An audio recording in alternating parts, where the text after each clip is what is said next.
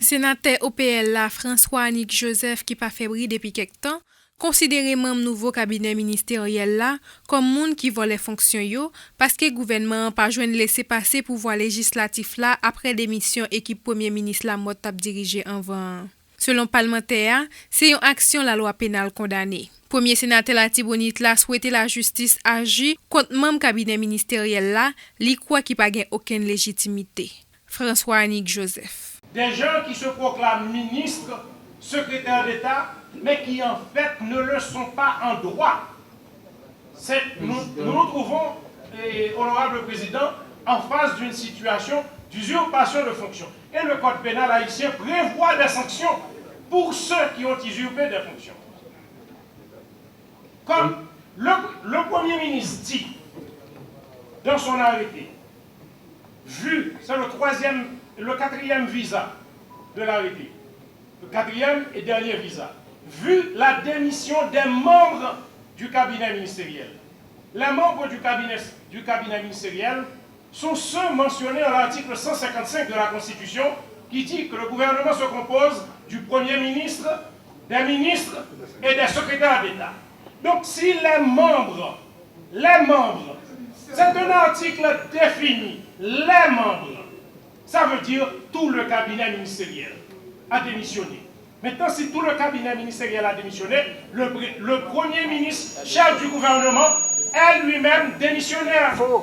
Et maintenant, si le gouvernement... Motion d'ordre, président. J'ai pris une motion. Motion d'ordre, président. Pas de motion. Motion d'ordre. Il n'y a que des motions d'ordre. Motion d'ordre, président. Il n'y a que des motions d'ordre. Quittez le sénateur ni finalement ça. D'accord, président. Merci. Donc, souffrez la force de mon argumentation. Subissez la puissance de mon argumentation.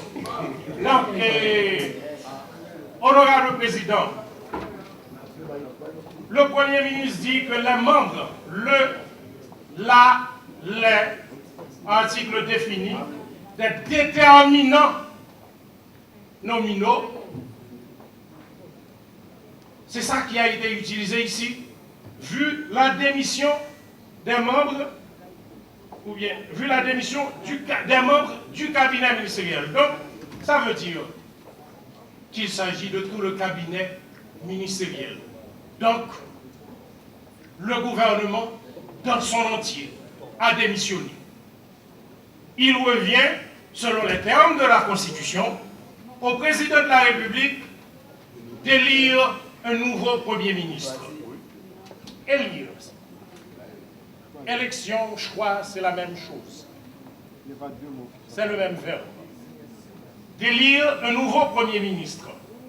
Et ce nouveau Premier ministre suit la procédure indiquée par la Constitution, se faire ratifier et obtenir un vote de confiance pour sa déclaration de politique générale. C'est à ce moment que l'article 158 cité par notre collègue Lambert est utilisable, est applicable. Après avoir été ratifié, il devient Premier ministre, alors il forme son gouvernement. En dehors de cette procédure constitutionnelle, il n'y a quiconque qui puisse se prévaloir du titre de Premier ministre et former un gouvernement.